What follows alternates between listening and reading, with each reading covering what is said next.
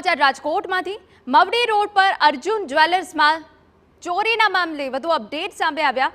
પોલીસે ચોરી કરનારા શોરૂમના એચઓડીની ધરપકડ કરી છે। આરોપી પાસેથી પોલીસે 4.57 લાખનો મુદ્દામાલ જપ્ત કર્યો।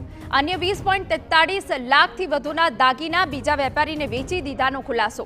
દેવું વધી જવાના કારણે આરોપીએ ચોરી કર્યાનું કબૂલ્યું। 25 લાખથી વધુના દાગીનાની ચોરી થઈ હોવાની ફરિયાદ થઈ હતી। 15 માર્ચે આરોપીએ શોરૂમમાંથી ચોરી કરી હતી। 24 મીએ સ્ટોક બાબતે ગણતરી હાથ ધરવામાં આવતા ચોરીનો ખુલાસો થયો। શોરૂમમાં ચોરીના સીસીટીવી પણ સામે આવ્યા। 2 વર્ષથી આરોપી અર્જુન જ્વેલર્સમાં એચઓડી તરીકે ફરજ બજાવતો।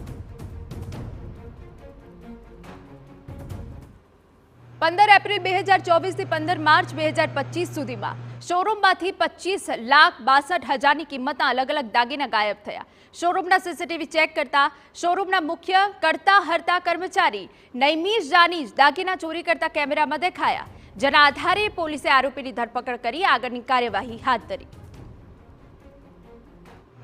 ને હાલમાં આરોપીને ગઈકાલે અટક કરેલ છે ને તેની પાસેથી 45 ગ્રામ જેટલું સોનું રિકવર કરેલ, અંદાજિત 5 લાખ રૂપિયાનું સોનું રિકવર કરેલ છે, દાગીના રિકવર કરેલ છે। તેમજ હજી એના રિમાન્ડ લઈ અને આગળની કાર્યવાહી રિકવર મુદ્દામાલ કરવાનું તેનું દેવું થઈ જતાં એણે આ કૃત્ય કરેલાનું જણાઈ આવેલ છે।